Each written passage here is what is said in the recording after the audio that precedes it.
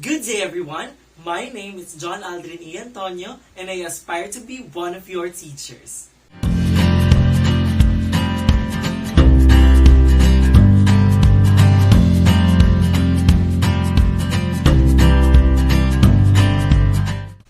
Hi! Just to give you a background, I am currently employed in the Filipino Chinese School as the International Baccalaureate Diploma Program Coordinator.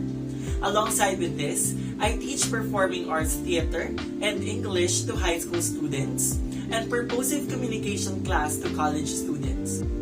I hold a bachelor's degree in secondary education, major in speech and theater arts. And I've also finished my Master of Arts in Education, major in English language teaching. I have been part of several community dance troupes and theater organizations. I also do volunteer activities and outreach programs, and recently I have established my own youth organization. During my early years in this profession, I always see teaching as an art, as a performance. A performance which I, as an actor, should plan, rehearse, and execute everything perfectly. I stand by these principles because this was my experience with my teachers when I was studying. However, I realized that times have changed and conducting lessons should be innovative and creative. Right now, I still see it as a performance, but the difference is my students are the actors and I just play the role as their director. Yes, director. A director that does not hinder my students' creativity by allowing them to explore and discover things through critical and creative thinking and collaboration. A director who believes that my students have their individual differences and each of them has something special to offer in my class. And lastly, a director who pushes students to show their optimum performance and celebrates successes with them. I believe that an educator of the 21st century should always strive to produce independent, intelligent, and empathic students. Creating a lesson plan is the key to effective teaching. For me, there are 5 non-negotiables that should be seen in an effective lesson plan. First, a teacher must devise objectives that target a balance between skills and content. It should be action-oriented and focused to the learning needs of the students. Second, it must be followed by a provocation.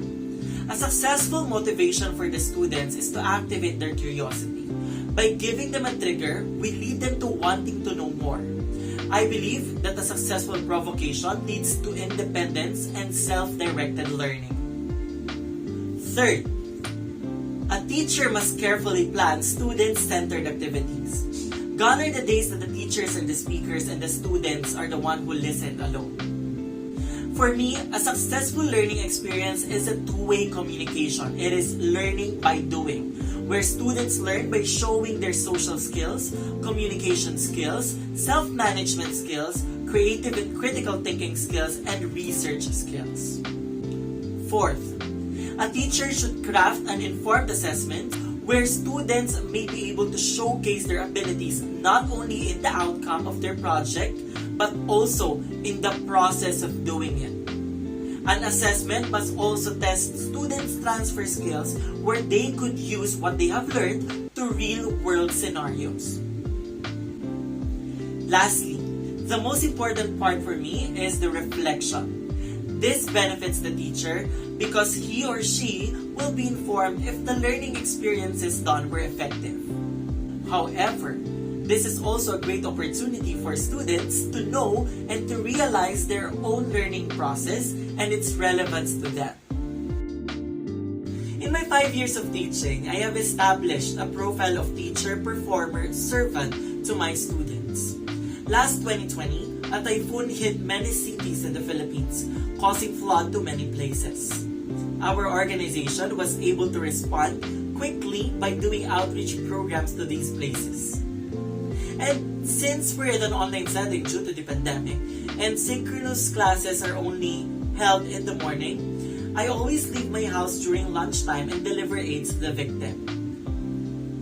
What's the connection? I was the student council advisor during that time. One day, in one of our meetings, they told me that they also wanted to do what I'm doing to help the typhoon victims. I felt glad knowing that I have inspired this bunch of students and inspiring them to act for a certain cause.